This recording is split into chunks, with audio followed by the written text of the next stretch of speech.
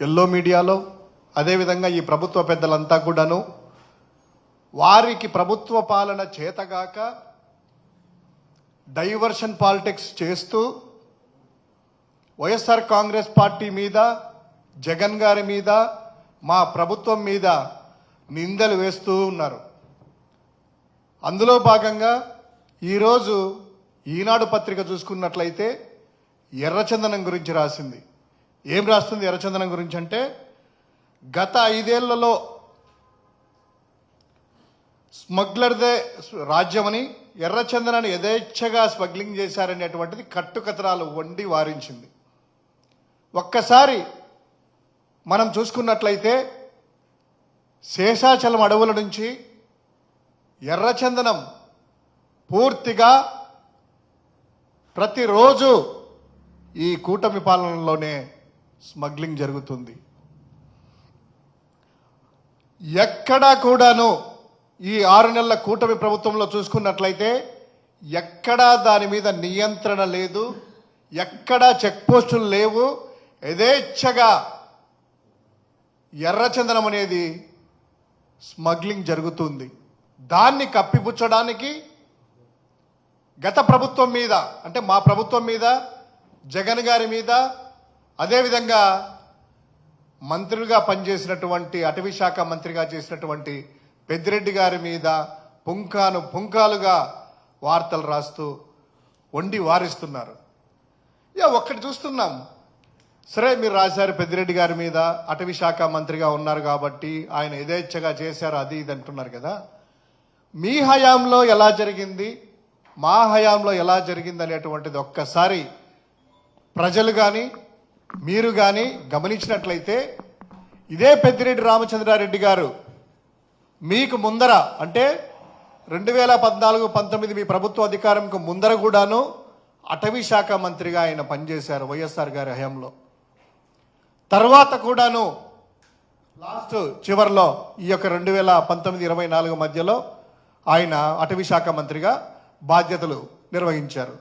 కానీ స్వాతంత్రం వచ్చిన తర్వాత ఎవరు కూడా ఆలోచన చేయని విధంగా ఈ యొక్క ఇదే అటవీ శాఖ మంత్రిగా ఉన్నటువంటి పెద్దిరెడ్డి గారు, రామచంద్రారెడ్డి గారు, ఆయన్ని కూడా తీసుకున్నట్లయితే అడవుల నుంచి ఆ స్మగ్లింగ్ అరికట్టడానికి అనేకమైనటువంటి నియంత్రణ చర్యలు చేపట్టడం జరిగింది. అందులో భాగంగా 24 ఫారెస్ట్ రేంజ్లను గుర్తించేసి 24 మంది డిఎఫ్ఓలకి 1+4 ఆర్ముడ్ ఫోర్స్ సెక్యూరిటీ సిబ్బందిని కేటాయించి, అంటే 1+4 ఒక్కొక్క డిఎఫ్ఓకి 4 ఆర్ముడ్ ఫోర్స్ ఆ పర్సన్ను కేటాయించేసేసి ఎక్కడా కూడాను అక్రమంగా ఈ యొక్క ఎర్రచందనాన్ని దొరలించుకోకుండా అరికట్టేటువంటి చర్యలు తీసుకోవడం జరిగింది. అంతేకాకుండా స్వాతంత్ర్యం వచ్చినప్పటి నుంచి పాత పురాతనమైనటువంటి వాహనాలు, అడవుల్లో ముందుకెళ్ళనేటి వాహనాలు ఉంటే, తర్వాత ఇదే ఆయన అటవీ శాఖ మంత్రిగా ఉన్నప్పుడే 370 వెహికల్స్ని, అత్యాధునికమైనటువంటి కొత్త వెహికల్స్ని తీసుకొని వచ్చేసేసి ఆయన చేశారు. అంతేనా, తర్వాత పీడీ యాక్ట్ అమల్లోకి తెచ్చి ఎర్రచందనం స్మగ్లర్లని పీడీ యాక్ట్ కింద పెట్టి ఆ యొక్క చర్యలని, స్మగ్లింగ్ అంతా కూడా అరికట్టడానికి అనేకమైనటువంటి చర్యలు తీసుకోవడం జరిగింది. తర్వాత ఈ యొక్క జగన్ గారి హయాంలో, మా ప్రభుత్వ హయాంలో, ఇప్పుడు మీకు సిఎస్గా ఉన్నారు కదా, చీఫ్ సెక్రటరీగా ఉన్నటువంటి నీరబ్ కుమార్ గారు, ఆనాడు ఇదే జగన్ గారి ప్రభుత్వము, ఆయన నేతృత్వంలో స్పెషల్ చీఫ్ సెక్రటరీగా ఉన్నటువంటి అప్పట్లో నీరబ్ కుమార్ ప్రసాద్ గారి నేతృత్వంలో ఒక కమిటీ వేయడం జరిగింది. ఆ కమిటీ వివిధ రాష్ట్రాలంతా కూడా ఎక్కడైతే అడవులు ఉన్నాయో ఆ అడవులు ఉన్నటువంటి రాష్ట్రాలంతా పరిశీలన చేసేసి నేపాల్లో కూడా వెళ్ళి అనేకమైనటువంటి సూచనలు ఆ కమిటీ ద్వారా సేకరించి, ఆ సూచనల ప్రకారము ఇమ్మీడియట్గా అటవీ శాఖ సంబంధించిన చెక్ పోస్టులు ఏర్పాటు చేయడము, ఎక్కడైతే ఇతర రాష్ట్రాల్లో ఎర్రచందనం ఇక్కడి నుంచి స్మగిల్ చేసి ఇతర రాష్ట్రాల్లో పట్టుకొని వాళ్ళ కస్టడీలో ఉన్నటువంటి ఆ ఎర్రచందనాన్ని వారితో మాట్లాడి ఒక చట్టం తీసుకొని వచ్చేసి 60-40 రేషియోలో, అంటే అక్కడ ఉన్న దాన్ని పట్టుకొని అమ్మేసి 60% సంపదని, నిరుపయోగంగా ఉన్నటువంటి ఆ యొక్క సంపదని తీసుకొని వచ్చేసి రాష్ట్ర ఖజానాలో జమ చేయడం వంటి వినూత్నమైనటువంటి కొత్త పాలసీని కూడా తీసుకొని వచ్చింది 2019-24లో జగన్ గారి సర్కార్. అటువంటి ఈ సర్కార్ని ఈరోజు మీరు యథేచ్ఛగా స్మగ్లింగ్ చేస్తూ చేప కింద నీరులాగా వెళ్తూ, ఏదో అంటారు కదా, మన ఏనుగులు వెళ్తూ ఉంటే ఏనుగు యథేచ్ఛగా వెళ్తుంటే చూస్తూ ఊరుకొని ఆ ఏనుగు వెళ్ళిన తర్వాత ఎలుకలను పట్టుకోవడం అనేటువంటిది ఒకటో రెండో మీరు పట్టుకొని దాన్ని ఏదో అప్పుడంతా కూడా ఇలా చేశారు, ఇప్పుడు జగన్ గారు చేయలేదంటున్నారు కదా. ఒక్కసారి మనము మీ హయాంలోనే, చంద్రబాబు గారి హయాంలో ఎర్రచందనం అనేటువంటిది ఏ విధంగా స్మగ్లింగ్ జరిగింది, ఏ విధంగా ఈ యొక్క స్మగ్లర్స్ రెచ్చిపోయారు అనేటువంటిది ఒక్కసారి నేను అప్పట్లో వచ్చినటువంటి పత్రికా కథనాలను వాస్తవ పరిస్థితులు నేను మీకు ఒక్కసారి చూపిస్తాను. ఒక్కసారి ఇది 13/7/2014లో చంద్రబాబు నాయుడు గారు, అదేవిధంగా ఇండైరెక్ట్గా పవన్ కళ్యాణ్ గారు ఏర్పరచుకున్నటువంటి ఆ యొక్క ప్రభుత్వ హయాంలో దేశంకి ఎర్ర ఇంధనం అని అప్పట్లోనే ఎవరెవరు టీడీపీకి సంబంధించిన వాళ్ళు స్మగ్లర్లు ఎలా తయారయ్యారు, రాజకీయాలను ఎలా ప్రోత్సహించారు, ఏ విధంగా చందాలు ఇచ్చారు నాయకులు అనేటువంటిది ఒక కథనం. దాని తర్వాత 14/7/2014లో ఒక కథనం ప్రకారము ఎర్ర జాబితాలో పచ్చ నేతలు, అంటే ఒక్కొక్కరు వారి హయాంలో ఎలా అంటే కిరాణా కొట్టు నుంచి ఎర్రడాన్గా, ఒకప్పుడు పాత్రలు అమ్ముకుండే వ్యక్తికి కోటీశ్వరులాగా, తర్వాత ఆటోల్లో అంతర్జాతీయ ఆటోల నుంచి, అంటే ఆటో నడుపుకునేటువంటి వ్యక్తి అంతర్జాతీయ స్మగ్లర్ లాగా, తర్వాత ఒక మెకానిక్, తర్వాత నకిలీ పోలీసు, ఆ పైన ఒక స్మగ్లర్ చేసేసి ఈ విధంగా కోట్లాది రూపాయలు సంపాదించుకునే విధంగా ఎదిగినటువంటి ఆ యొక్క పచ్చ నేతలని మనము ఒకసారి గమనించవచ్చు.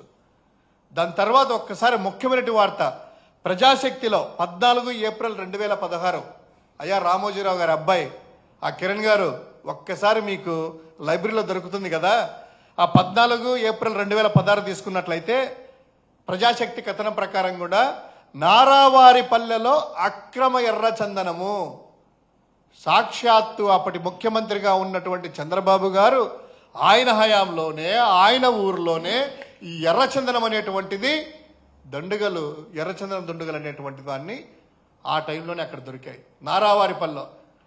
దాని తర్వాత ఒక టీడీపీ నేత అదే 17 ఏప్రిల్ 2016 తీసుకున్నట్లయితే ఆ యొక్క టీడీపీ నేత మల్లెల చంద్ర అనేటువంటి వ్యక్తి పట్టుబడము, అప్పుడు ఎస్పీ పోలీసులు కూడా ధృవీకరించడము.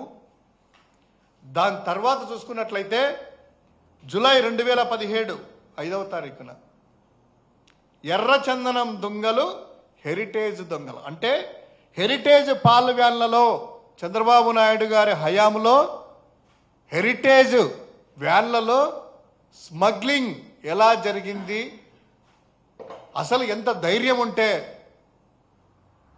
హెరిటేజ్ వ్యాన్లో ఆయన ముఖ్యమంత్రిగా ఉన్నప్పుడు ఆయన సంస్థకు సంబంధించినటువంటి వ్యాన్లో ఏ విధంగా దీన్ని స్మగ్లింగ్ చేశారు అనేటువంటి చూస్తే, అంటే ఈ కథనాలు చూసుకున్నట్లయితే యథేచ్ఛగా అక్రమంగా వారే దగ్గరుండి ప్రోత్సహించినట్లు కాదా, ఆయన సొంత ఊరిలో ఎర్రచందనము దొంగలు దొరకడం ఏంటి.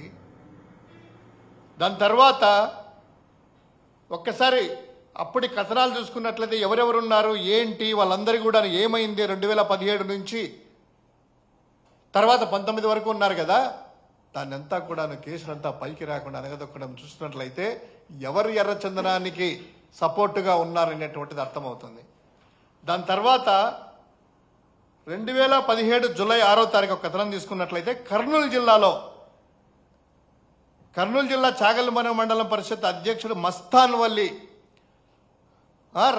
ఆయన అప్పట్లో పర్యాటక శాఖ మంత్రిగా ఉన్నటువంటి ఒక ముఖ్య అనుచరుడు, ఒక నార్మల్ వ్యక్తి, చాగల్మనే మండల వ్యక్తి ఎర్రచందనాన్ని స్మగ్లింగ్ చేస్తూ సినిమా నిర్మాతగా మారి, అంటే కోట్లాది రూపాయలు పెట్టి సినిమా నిర్మాతగా మారడము, ఆ సినిమాలో నటించినటువంటి హీరోయిన్ని అతను పెళ్లి చేసుకోవడము, తర్వాత ఆమె కూడా ఎర్రచందనం స్మగ్లింగ్లో భాగస్వాములు కావడము, పట్టుకోవడము, మైదుకూరు ఇతర ప్రాంతాల్లో ఆ కేసులు ఏ విధంగా రిజిస్టర్ అయ్యాయి, అతను ఎవరి తాలూకా సంబంధించినటువంటి వ్యక్తి, అతని నేపథ్యం ఏంటి, ఇవన్నీ చూసినట్లయితే ఎర్రచందనం అనేటువంటిది యథేచ్ఛగా అప్పట్లో చంద్రబాబు గారి హయాంలో ఎలా జరిగిందో ఈరోజు కూడాను అదే విధంగా 6 నెలల నుంచి జరుగుతుంది. దాన్ని కప్పిపించుకోవడానికి ఈరోజు జగన్ గారి మీద వార్తలా, గత ప్రభుత్వం మీద మీరు రాస్తే వండి వారుస్తున్న వార్తలా? అయ్యా, ఇంతవరకు మీరు ముఖ్యమంత్రిగా అయిన తర్వాత ఆయన కానీ సంబంధిత శాఖ మంత్రి డిప్యూటీ సీఎంగా ఉన్నటువంటి పవన్ కళ్యాణ్ గారు కానీ ఈ అటవీ శాఖ మీద కానీ ఎర్రచందనం మీద కానీ ఒక్కసారైనా రివ్యూ చేశారా? దాన్ని బట్టి అర్థమవుతుంది మీకు ఎంత సీరియస్నెస్ ఉంది దీని మీద అనేటువంటిది. అదేవిధంగా ఇదే డిప్యూటీ సీఎం గారు 4 నెలల కిందట అనుకుంటా, 5 నెలల క్రితమో, ఇదే పెద్దిరెడ్డి రామచంద్రారెడ్డి గారిని టార్గెట్ చేసుకుంటూ అటవీ శాఖ మంత్రిగా ఆయన ఉన్నారు, దేశ సరిహద్దుల్ని తరలించారు, వెళ్ళిపోయింది ఎర్రచందనం అంతా నేపాల్కని ఒక కట్టుకథనాలంతా అల్లారు కదయ్యా. ఇంతవరకు ఏమైంది ఆ కేసు గురించి? ఇదే పెద్దిరెడ్డి గారి మీద రాశారు కదా, పుంకాలుగా ఆయన కూడా సాక్షాత్తు డిప్యూటీ సీఎంగా ఉండి చెప్పారు కదా. ఇది ఎలా ఉందంటే పవన్ కళ్యాణ్ ఎన్నికల ముందు అన్నారు కదా, ఆ యొక్క వాలంటీర్లందరూ కూడాను ఉమెన్ ట్రాఫికింగ్ కింద వెళ్ళి 32,000 మందిని మహిళలంతా కూడాను అదృశ్యం చేశారు అని. తీరా మొన్న అసెంబ్లీలో ఇదే వ్యక్తి మంత్రిగా ఉండగా హోంశాఖ ఇచ్చినటువంటి నివేదిక ప్రకారము కేవలం 4 మాత్రమే అట. 32,000 మంది ఎక్కడ, 4 ఎక్కడ? అంటే ప్రజలను మాయ చేయడం, మభ్యపెట్టడము, అబద్ధాలు వండి వారించడము, జగన్ గారి మీద దుష్ప్రచారం చేయడము, వైఎస్ఆర్సీపీని ఏ విధంగా అయినా కూడా బద్నాం చేయడం అనేటువంటి ఒక ఉద్దేశంతో, ఒక ప్రణాళికతో ఎల్లో మీడియా తోడయి అక్కడ వార్త రాయడము, వీడు చిలక పలుకులు వీళ్ళు పలకడము, లేదా ఇక్కడ చిలకల పలుకులు వీళ్ళు పలకడము, అక్కడ వార్త రాయడము. ఎంత కట్టుకథలయ్యా! మీలో ఎంత చిత్తశుద్ధి ఉండేది పూర్తిగా తెలుస్తూ ఉంది. ఈరోజు రామోజీ గారి అబ్బాయి ఒకసారి ప్రజాశక్తిలో వచ్చినటువంటి వార్తలు అయితేనేమి, గతంలో చూసినటువంటి వార్తలు ఇవన్నీ చూసుకున్నట్లయితే ప్రజలకి ఏం సమాధానం మీరు చెప్తారు? ఎవరు ఎర్రచందనం దొంగలు, ఎవరు స్మగ్లింగ్ చేసేది, ఎవరి హయాంలో ఎలా అని. ఇంకోటి ఏమంటారు, కేసులు అంట 2014, 19, 24 మధ్య నమోదైనటువంటి కేసుల సంఖ్య చాలా తేడా ఉందంట. అప్పట్లో ఎక్కువ కేసులు నమోదయ్యాయంట, ఎక్కువ వాహనాలు సీజ్ చేశారంట. అంటే దీన్ని బట్టి అర్థమవుతుంది ఏంటి, మీ చేతగానితనంతో ఆ రోజు నియంత్రణ లేక, చెక్ పోస్టులు లేక విచ్చలవిడిగా ఈ స్మగ్లింగ్ చేశారు కాబట్టి దొంగలు దొరికారు, ఎక్కువ బయటికి వెళ్ళిపోయింది. కానీ వైఎస్ జగన్ గారి హయాంలో పూర్తిగా కట్టుదిట్టంగా చెక్ పోస్టులు ఏర్పాటు చేసి ఒక నియంత్రించడం వల్ల, పీడీ యాక్ట్లు అమలు చేయడం వల్ల నేడు 2019, 24 మధ్యలో కేసుల సంఖ్య కూడా తగ్గాయి. అది రామోజీ గారి అబ్బాయి మీరు ఒక కాల్కులేట్ చేయాల్సింది. కేసులు అక్కడ ఎక్కువ ఉన్నాయంటే ఆ రోజు విచ్చలవిడిగా దొంగతనం జరిగింది. అది కూడా నామకే వాస్తు, ముఖ్యమైనటువంటి నాయకుల మీద కాదు, ఎర్రచందనం కూలీల మీద మీరు పెట్టిన కేసులు. ఎర్రచందనం కూలీల మీద మరి నారావారిపల్లిలో పెట్టిన దొరికినటువంటి ఆ కేసు ఏమైంది? ఎవరున్నారు దాని వెనుక? దానికి ఏం చేశారు? దాని మీద కేసు పెట్టారా? లేదే. అంటే దీన్ని బట్టి అర్థమైంది ఏంటంటే ఏదో వండి వార్చి ఆ మొహాన గుడ్డగాల్చి మొహానేస్తే తుడుచుకుంటారు అనుకున్నారేమో. కానీ మీరు చెప్పిన సూపర్ 6 ఏం చెప్పినా అమలు చేయాల్సిందే, సూపర్ 7 అమలు చేయాల్సిందే, తల్లికి వందనం ఇవ్వాల్సిందే. మీ కట్టుకథలన్నీ కూడా పక్కన పెట్టి కాస్త ప్రజల మీద దృష్టి పెట్టి ప్రజలకు ఏం కావాలనో మీరు ఏం చెప్పారో అవి చేయాలి. ఈ యొక్క అబద్ధాలు వండి వారిస్తే నమ్మేటువంటి యుగం పోయింది. రామోజీరావు గారి అబ్బాయి కిరణ్ గారు, నేడు జరిగేది సోషల్ మీడియా యుగం. ప్రజలందరూ కూడా అన్ని గమనిస్తూ ఉన్నారు. సో ఇవన్నీ కూడా కట్టుకథలు పక్కన పెట్టాలని, కాస్తైనా కూడాను మీ తండ్రి గారిలాగా కాకుండా మీరైనా కూడా కాస్త నిజాలు ప్రజలకు చెప్తారనుకున్నాం. కానీ తండ్రికి మించిన తనయులు అయ్యేటట్టుగా ఈరోజు కనిపిస్తూ ఉంది ఈనాడు యొక్క వ్యవహారం చూస్తూ ఉంటే.